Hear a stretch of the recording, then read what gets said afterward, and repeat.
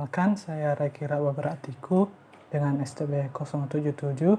Kali ini saya akan mereview materi secara singkat mengenai mata kuliah metode komputasi numerik. Baik, yang pertama adalah mencari solusi persamaan linear dengan menggunakan metode Gauss dan Gauss-Jordan. Yang pertama metode Gauss. Cara kerjanya adalah yang pertama metode Gauss, kita perlu mengubah persamaan ke dalam bentuk matriks. Nah, setelah diubah, kita perlu mereduksi matriks tersebut menjadi sebuah matriks segitiga menggunakan operasi baris elementer. Setelah direduksi, kita lanjutkan mencari solusi dengan melakukan metode substitusi. Nah, selanjutnya ada metode Gauss-Jordan. Metode Gauss-Jordan kurang lebih sama dengan metode Gauss, tetapi matriks itu dilanjutkan pereduksiannya sampai menjadi matriks eselon baris tereduksi atau matriks identitas. Langsung saja kita ke contoh soalnya. Nah, di sini ada persamaan berikut. Yang pertama kita ubah ke dalam bentuk matriks seperti ini. Nah, untuk metode Gauss kita tulis seperti ini, lalu kita lakukan operasi baris elementer. Di sini operasinya adalah baris pertama dikali seperempat. Jadi hasilnya seperti ini. Di sini operasi selanjutnya ada baris kedua dikurangi baris pertama yang dikali -3. Hasilnya seperti ini. Nah, sampai di sini kita bisa lihat bahwa matriks A di sini, matriks persamaan di sini sudah merupakan matriks segitiga atas, sehingga kita bisa langsung substitusikan. Di sini 1 sama dengan 1. Di sini 1 ini adalah konstanta dari Y. Nah, Y sama dengan 1. Baru kita bisa masukkan ini dikali X dan dikali X ini 1X dan ini dikali Y, 2Y sama dengan 4. Kita substitusikan Y yang sudah didapat, maka hasilnya X adalah 2. Nah, selanjutnya metode Gauss-Jordan. Di sini langkahnya sama seperti metode Gauss tadi, tapi di sini setelah menjadi matriks segitiga, kita lanjutkan dengan baris elementer sampai menjadi seperti ini. Ini merupakan matriks identitas 2 kali 2 ya. Jadi, dengan demikian kita bisa menentukan tanpa melakukan metode substitusi. Di sini 1Y sama dengan 1, artinya Y sama dengan 1. Di sini 1X sama dengan 2, artinya X sama dengan 2. Nah, setelah itu kita lanjut pada materi berikutnya, yaitu LO factorization. Jadi LO ini mengubah matriks non-singular menjadi 2 buah matriks segitiga atas dan segitiga bawah, yaitu matriks U dan L. Nah, setelah menemukan matriks U dan L ini, kita dapat mencari solusi. Misalnya di sini kan matriks A itu disamakan dengan matriks U dikali matriks L. Maka misalnya kan A ini A ini adalah UL, maka sedangkan A dikali X sama dengan B, maka A bisa diubah jadi UL di sini. Nah, misalkan UX sama dengan Y, maka kita bisa misalkan di sini LY sama dengan B. Jadi kita akan cari LY sama dengan B dulu, baru kita cari UX sama dengan Y. Di situ kita bisa menemukan solusi dari X. Nah, ada beberapa metode seperti Doolittle's method. Di sini seperti ini tampilannya. Jadi di sini ada 1 diagonal 1, lalu diisi dengan elemen-elemen L. Di sini juga berisi elemen-elemen U dengan rumus tiap elemennya seperti ini. Nah, selanjutnya ada Cholesky method. Ini metode yang hanya dapat digunakan untuk matriks definite positif dan simetris. Jadi di sini kita bisa lihat bahwa matriks LU-nya sama dengan matriks L dikali L yang ditranspos. Jadi uppernya di sini sama dengan L yang ditranspos begitu. Jadi ini rumus untuk tiap-tiap elemen L-nya. Oke, kita lanjut kepada contoh soal. Di sini ada sebuah matriks A dengan matriks B di sini. Jadi langsung saja ke contoh soal Doolittle's method. Nah, pertama kita cari nilai tiap elemen untuk matriks L dan U. Nah, di sini kita ubah dulu ke dalam bentuk ini. Sini L21 kita cari semua elemen ini. Dengan rumus yang di atas kita dapat bahwa U11, U11 2, U1 25, U21 setengah, dan U21 minus 1/2. Langsung kita masukkan ke dalam ini tadi. Ke dalam yang sudah dibuat. Dan inilah hasil faktorisasinya. Nah, kita bisa mencari solusi untuk X. Di sini ada X ya. AX sama dengan B. Nah, kita ubah ke dalam bentuk yang tadi. Misalkan UX sama dengan Y. Y-nya kita pindahkan ke sini. Kita cari nilai dari tiap Y. Dengan melakukan substitusi dan perkalian, kita akan dapatkan matriks Y-nya. Kita masukkan ke sini. Dan kita akan dapatkan solusi untuk X-nya.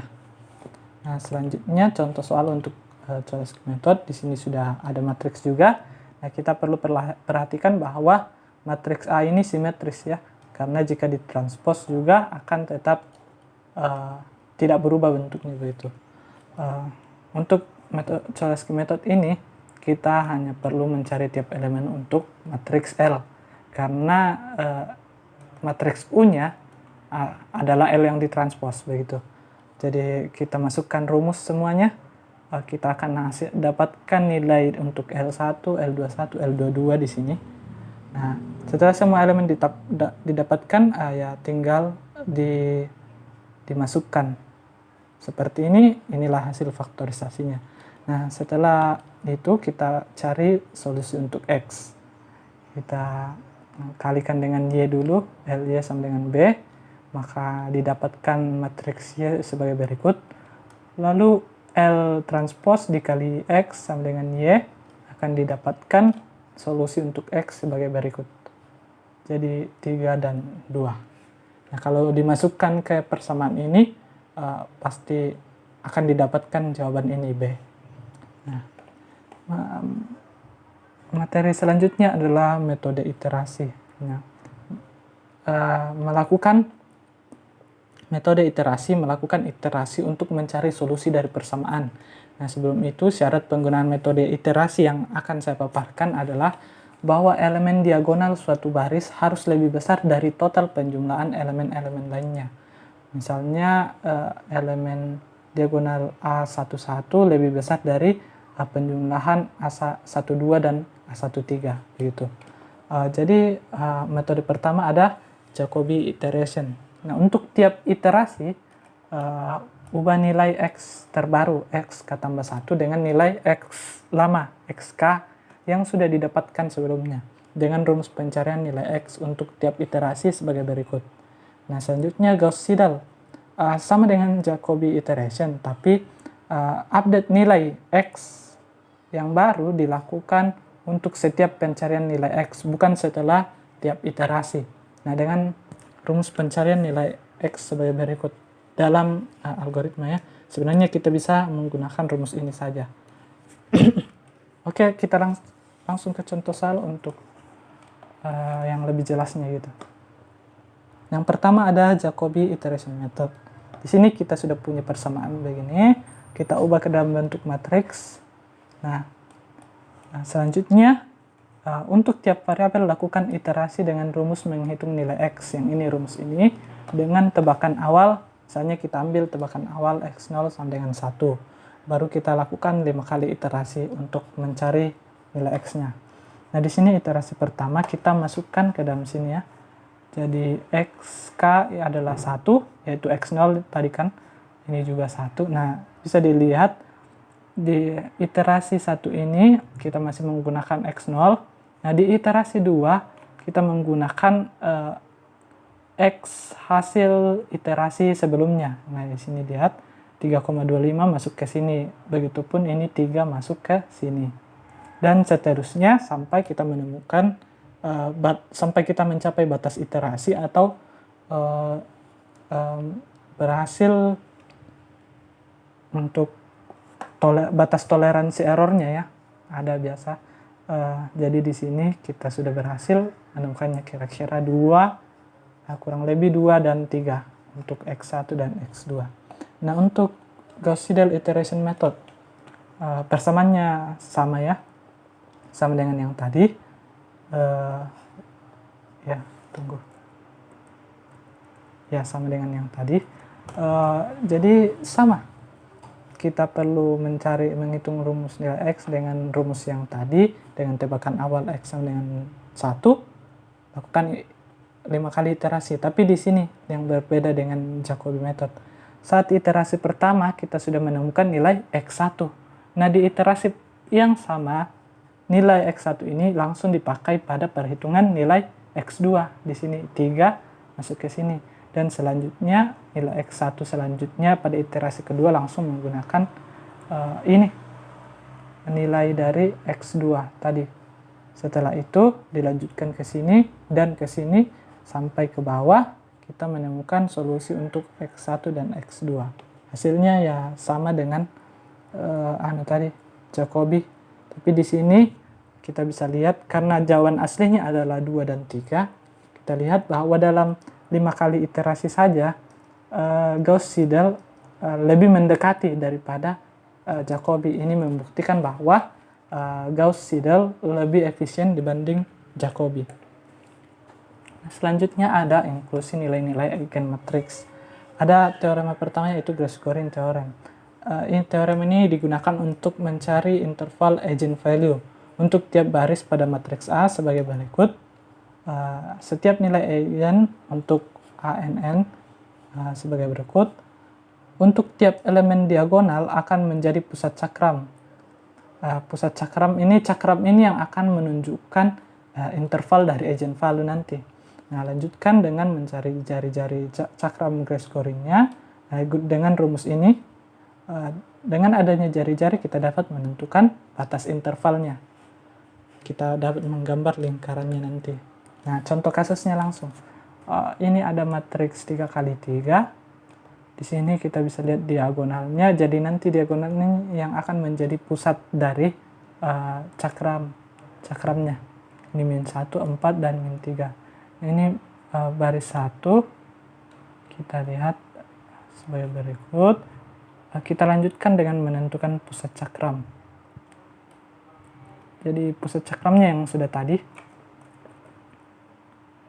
Ya.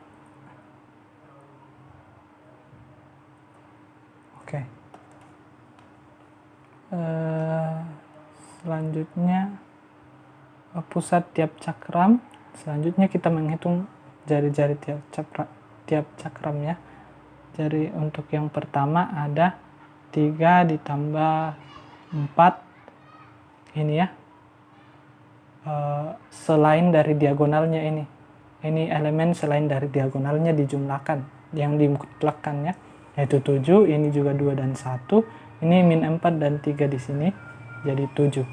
Ini kita temukan jari-jarinya. Kita buatlah intervalnya. Kan ini lambdanya mulai dari min 1 ya. Min 1 adalah pusatnya. Jadi min 1 ditambah 7 jari-jari berapa? Min 1 ditambah 7 adalah 6. 6 ini menjadi batas paling tinggi. Terus min 1 dikurang 7 adalah min 8 ya. Jadi ini akan menjadi batas interval dari lambda cakram pertama. Bukan lambda, eigenvalue dari baris pertama ini. Ini dilanjutkan dengan cara yang sama untuk baris kedua dan baris ketiga. Selanjutnya ada Schur's theorem. Teorema Schur digunakan untuk mencari nilai batasan, kesalahan atau error bound untuk eigenvalue pada suatu matriks persegi. Misalkan sebuah matriks A dengan elemen berikut yang merupakan n kali n matriks, yaitu matriks persegi, maka untuk setiap eigenvalue-nya, untuk semua eigenvalue-nya, maka menggunakan ini untuk menentukan batas maksimum eigenvalue-nya ya. Ini adalah Schur inequality. Nah, terus persamaan kedua adalah ini. Persamaan kedua rumus di atas berlaku hanya jika A transpos dikali A sama dengan A dikali A transpos, atau sifat ini disebut sifat matriks normal. Oke, selanjutnya kita lihat contoh kasusnya saja. Jadi di sini ada matriks ini, kita perlu mencari batasan eigenvalue matriks tersebut ya. Tunggu.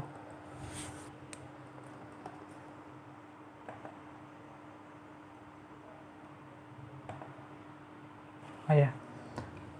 Jadi kita evaluasi terlebih dahulu apakah ini merupakan matriks normal, dan ya jawabannya matriks normal karena ini sama. Jadi kita perlu lanjutkan cari semua eigenvalue matriks A. Akan didapatkan eigenvalue baris pertama 1,5858 dan eigenvalue kedua 4,4142. Nah, masukkan ke dalam rumus yang tadi. Nah, kita sudah masukkan di sini ya.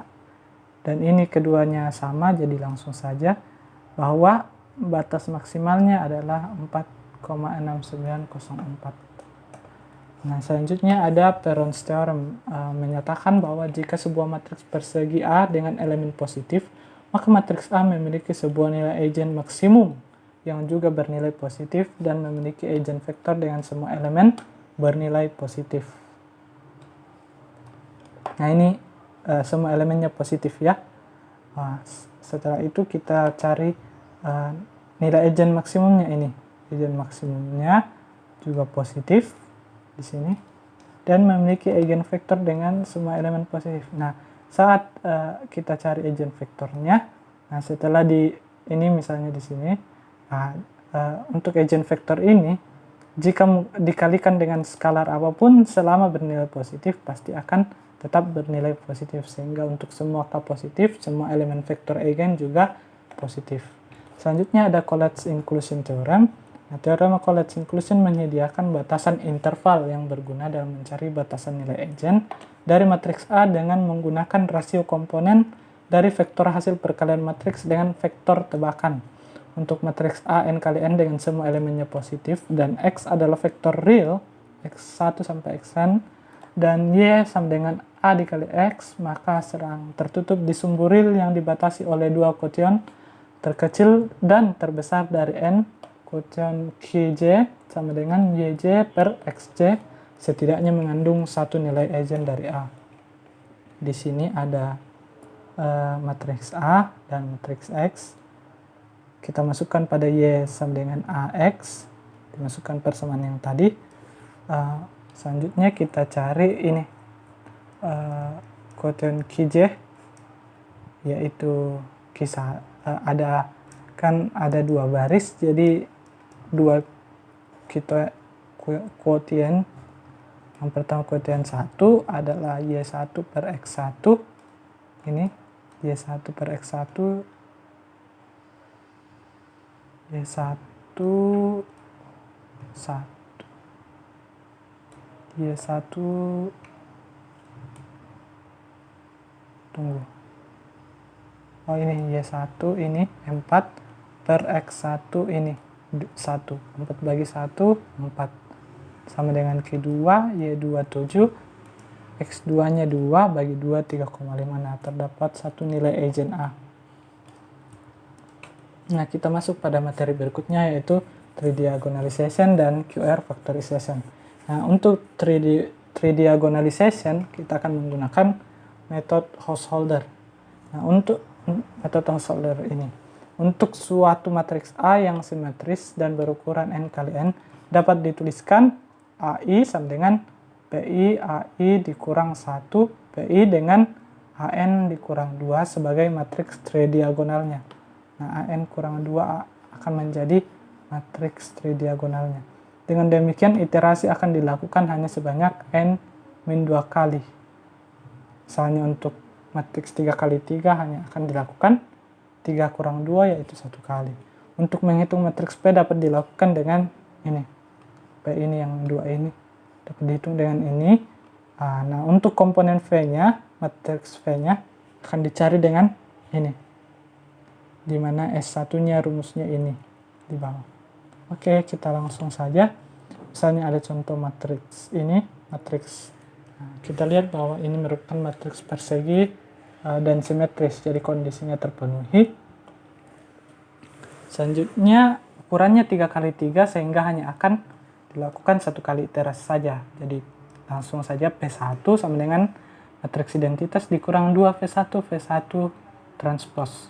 Nah, cari komponennya. Nah, sebelum itu kita cari nilai S dulu, bahwa akar 2, nilai S-nya akar 2, yaitu ini, elemen ini dikuadratkan ditambah baru diakarkan. Nah, kita bisa lanjut cari V1-nya, semua komponen V-nya. Kita dapatkan dengan menggunakan rumus di bawah ini. Nah, setelah didapatkan, kita hitung V1 kali V1 transpose. Kita transpose di sini, dikalikan, kita akan dapatkan matriks ini. Nah, sedangkan matriks P adalah I dikali 2 ini tadi, 2 ini. Masukkan semuanya, kita dapatkan matriks P1 adalah sebagai berikut ini.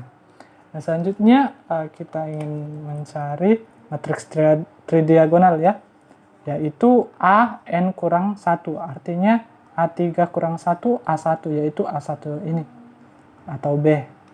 Nah, kita langsung masukkan di sini, ada P1 yang sudah kita dapatkan yaitu ini, dikali A0 dikali P1. Kita masukkan semuanya, setelah dikalikan maka akan didapatkan matriks sebagai berikut ini. Ini merupakan matriks tridiagonal, di mana ini dua elemen ujung ini bernilai 0. Oke, selanjutnya kita masuk pada Kier factorization dengan Gram-Schmidt method. Pada metode ini kita mengaplikasikan Gram-Schmidt proses pada tiap kolom matriks A yang berukuran n kali n, artinya persegi. Nah, tiap kolom A, AN yang berelemen AN akan dinormalisasikan dan diortogonalisasikan. Nah, matriks akan diubah ke dalam bentuk A sama dengan QR. Ya, ini merupakan hasil faktorisasinya ya, di mana R berisikan ini semua dan Q berisikan ini E. Oke, baiklah. Nah, untuk mencari nilai E, kita gunakan rumus sebagai berikut. Nah, ini adalah dinormalisasikan ya, yang ini 2 garis begini. Terus yang ini adalah diortogonalisasikan.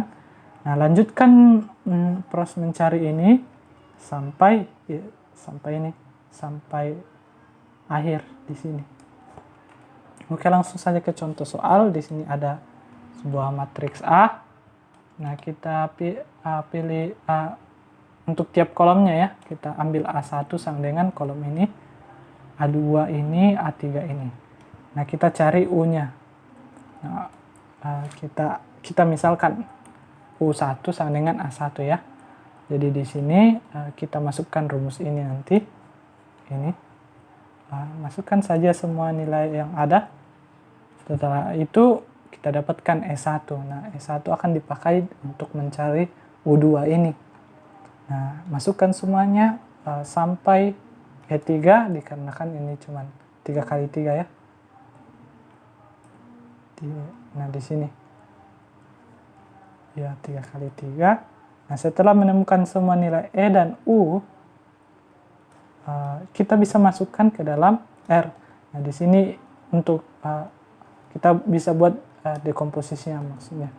Nah, di sini matriks Q hanya berisi kolom dari semua elemen, semua kolom dari E1, E2 sampai E3 ya, karena N-nya 3. Jadi di sini E-nya dimasukkan 1/2, 1/2, 0 menjadi kolom pertama matriks Q, begitu. Dan selanjutnya, ini kolom kedua, kolom ketiga. Nah, R sendiri merupakan matriks yang berisi matriks segitiga atas ya, yang di sini A dikali E1, A2 dikali E1, dan seterusnya sampai ke bawah. Setelah ditemukan, maka akan didapatkan matriks seperti ini. Oke, selanjutnya masuk ke materi metode numerik diferensial biasa. Nah, bentuk umum ini persamaan diferensial biasa orde 1 seperti berikut. Dengan nilai awal akan diberikan nilai awal y x0 sama dengan y0. Nah, ada beberapa metode. Yang pertama ada metode Euler. Misalkan y sama dengan y xi adalah hampiran nilai y di x ki. Dengan x ki sama dengan x0 ditambah i dikali h. H ini adalah langkah. Nah, maka y i tambah 1 sama dengan y i tambah h fungsi xi, yi. Yang ini. Selanjutnya ada metode Hen. Nah, metode Hen sendiri merupakan perbaikan dari metode Euler. Nah, solusi dari Euler akan dijadikan perkiraan awal dan diperbaiki dengan metode Hen. Nah, solusi Euler ini akan dijadikan prediktor. Nah, prediktor terlebih dahulu dicari dengan menggunakan metode Euler. Lalu dilanjutkan dengan korektor, yaitu diperbaiki di sini ya. Korektor dengan rumus ini. Di sini lihat bahwa i tambah 1 hasil prediktor digunakan ya. Kita langsung ke contoh soal. Di sini ada punya persamaan diferensial x tambah y dengan y0 adalah 1. Jadi untuk Euler method kita hitung y pada x 0,15 dengan ukuran langkah h sama dengan 0,075. Nah, kita masukkan saja. Kan x0 kita ambil mulai dari 0 ya. Di sini y0-nya bernilai 1. Maka untuk x1 sama dengan 0,075 kita masukkan pada ini 0,075, maka y1 adalah artinya iteras pertama, jadi sama dengan y0 tambah 0,075 dikali x0, ini ada f di sini ya, fx0 y0, maka hasilnya seperti ini. X0 tambah Y0 tadi 1, X0 tadi 0 di sini. Maka 0 tambah 1 kita masukkan ke fungsi ini tadi ya.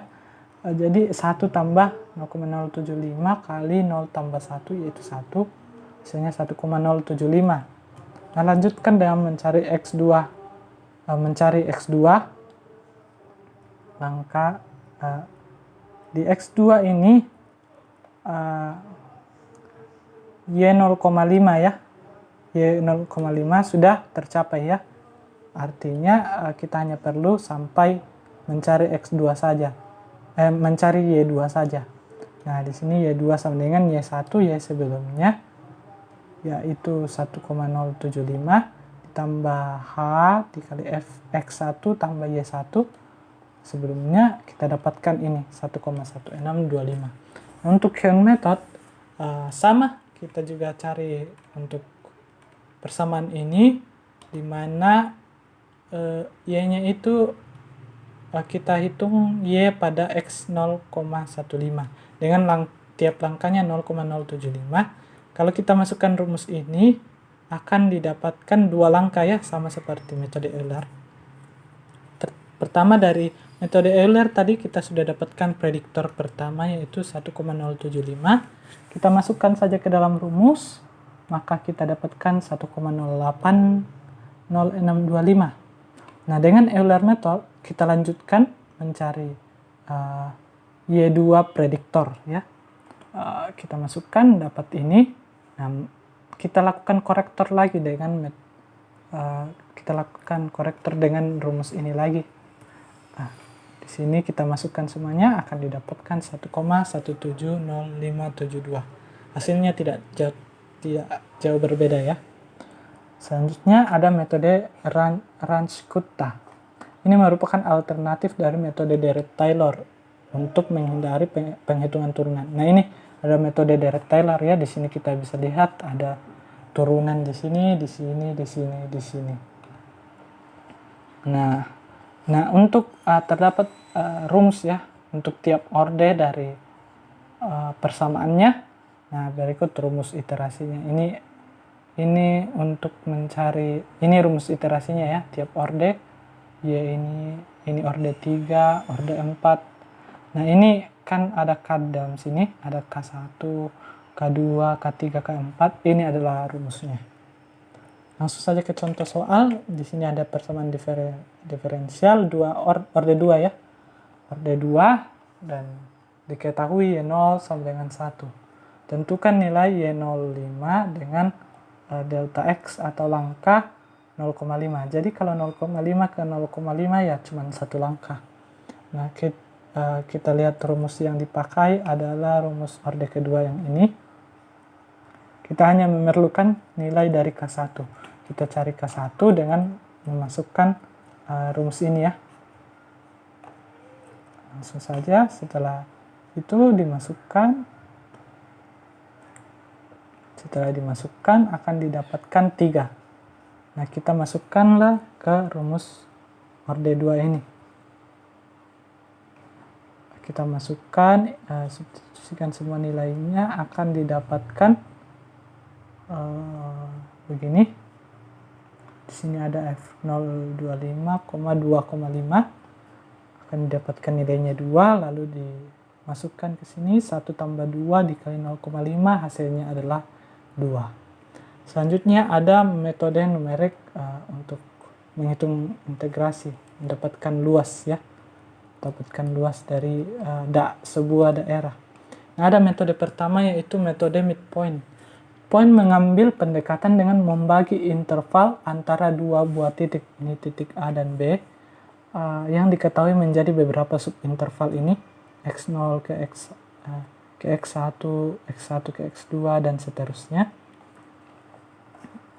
Nah, lalu kita akan hitung nilai tengahnya. Nah, nilai tengahnya akan digunakan untuk mengestimasi pusatnya, mengestimasi nilai fungsi pada titik tersebut. Di sini titik tengahnya M. Lalu jumlahkan semuanya untuk mendapatkan nilai akhir. Di sini kita bisa jumlahkan ini rumusnya ya. Ini mencari jarak untuk tiap jarak dari semua ini. Terus delta X-nya ini dibagi ya, ini dibagi B kurang A dibagi N adalah jumlah subinterval, jadi nanti delta X ini adalah jarak yang sama untuk tiap interval ya. Terus kita akan hitung semua M-nya dan kita cek pada contoh soalnya. Ini contoh soal berikut. Gunakan midpoint rule untuk mengestimasi integral dari 0 sampai 1 x kuadrat dx dengan 4 subinterval ya. Kita diminta menggunakan 4 subinterval. Nah, di sini kita cari nilai delta x B kurang A, ada 1 kurang 0 per 4 yaitu 1/4. Jadi untuk nilai X0, X1 akan bisa dilihat di sini 0,1/4, 1/4,2 dan seterusnya sampai 1 nanti. Jadi ini terus kita cari midpoint dari semua interval ini. Nah, midpointnya adalah ya dibagi 2 saja. Ini dijumlahkan lalu dibagi 2. Hasilnya sebagai berikut. Nah, kita hitunglah total semuanya. Nah, kita masukkan ke dalam rumus ini ya. F MI delta X. Ini jangan lupa dikalikan delta X ya. Ini dikali delta X, F 1/8. Kita masukkan di sini 1/8 pangkat 2 ya 64. Dikalikan. Nah, dilakukan untuk semuanya, dijumlahkan maka akan didapatkan hasilnya ini. 21/64. Nah, 21/64 ya. Nah, untuk secara eksak hasil dari ini estimasinya bukan estimasi, ini secara eksak hasilnya nilai akhirnya adalah 1/3, sedangkan 21/64 itu sudah hampir sama dengan 1/3 ya, hanya memiliki selisih 0,02 52. Nah, di sini berarti kita sudah dapat mengestimasi nilainya. Selanjutnya kita lanjut ke metode yang kedua, yaitu trapezoidal rule. Metode ini membagi area di bawah kurva fungsi menjadi trapesium dan menghitung jumlah luas dari trapesium tersebut sebagai estimasi dari integral. Lalu menghitung luas tiap trapesium dan dijumlahkan untuk mendapatkan nilai akhir. Nah, ini mirip dengan yang tadi, cuman dia menggunakan bentuk trapesium ya. Nah, untuk menghitung luasnya ya menggunakan sisi ini dikali ini, ya baru dibagi 2. Nah, lakukan untuk setiap subinterval ya. Kurang lebih sama seperti yang midpoint. Di sini ini rumus TN-nya untuk nilai akhirnya. Kita langsung saja ke contoh soal. Di sini gunakan trapezoidal rule untuk mengestimasi x kuadrat dari 0 sampai 1 dengan 4 subinterval. Kita masukkan saja semua. Endpoint-nya adalah dari 0, ini endpoint di sini, di sini, di sini, di sini, di sini, di sini. Endpoint-nya adalah 0, 1/4, 1/2, 3/4, 1, dan delta x-nya tentu sama 1/4. Langsung saja kita masukkan ke rumus ini, ke rumus yang tadi. Ini delta x 1/4/2, masukkan fx0, jadi ini x-nya sampai 4 ya, karena 4 subinterval tadi. Jadi sampai x4 saja, f0, f1, bukan. Ini, karena mulai dari x0, jadi x sampai 4 ya, f0, ini f1, f2, f3, f4. Jadi masukkan semuanya. Jadi F0, 0 di sini, masukkan ke sini 0/2, 0. Kita jumlahkan semua hasilnya, maka akan didapatkan solusinya seperti berikut. Nah, selanjutnya ada the Simpsons rule. Metode ini membagi area di bawah kurva fungsi menjadi segmen-segmen parabola dan menghitung jumlah luas dari segmen-segmen tersebut sebagai estimasi dari integral. Nah, ini bekerja membagi interval menjadi beberapa subinterval dengan lebar yang sama tentunya. Nah, untuk tiap subintervalnya, segmen parabola yang melalui 3 titik, yaitu titik ujung atas, tengah, dan ujung bawah. Luas segmen parabola akan dihitung menggunakan rumus luas segmen parabola, lalu dijumlahkan semuanya untuk mendapatkan nilai akhir. Ini kita cari dulu subintervalnya untuk tiap endpoint dari x0 sampai xn, ini endpointnya. Terus ini kita cari untuk sn-nya, sn ini untuk baru kita lanjutkan di sini. Gunakan ini lebih ke S4 ya, karena kita akan menggunakan 4 buah interval. 4 buah interval, jadi S4 untuk memperkirakan X pangkat 3 0 sampai 1. Jadi, tunggu. Pada contoh kali ini kita hanya akan membagikan interval menjadi 2 buah interval saja ya. 2 buah interval yaitu S2 dengan ini karena 1, kita dapatkan delta x-nya 1/2. Nah, endpoint-nya ya karena dari 0 ditambah 1/2 ditambah 1/2 lagi jadi 1, jadi kita dapat 3 endpoint. Baru kita set fx sama dengan x pangkat 3. Nah, ini seharusnya S2 ya. Di sini seharusnya S2 karena di sini ada 3 fungsi untuk tiap endpoint ya. Kita masukkan saja tiap fungsinya. 0, 1/2, 0 pangkat 3, 1/2 pangkat 3, 1 pangkat 3 akan didapatkan sebagai berikut dan dijumlahkan akan mendapatkan 1/4 sebagai hasil dari solusinya, sebagai hasil akhir dari integralnya. Nah, jadi sekian dari saya untuk pemaparan materi kali ini. Terima kasih.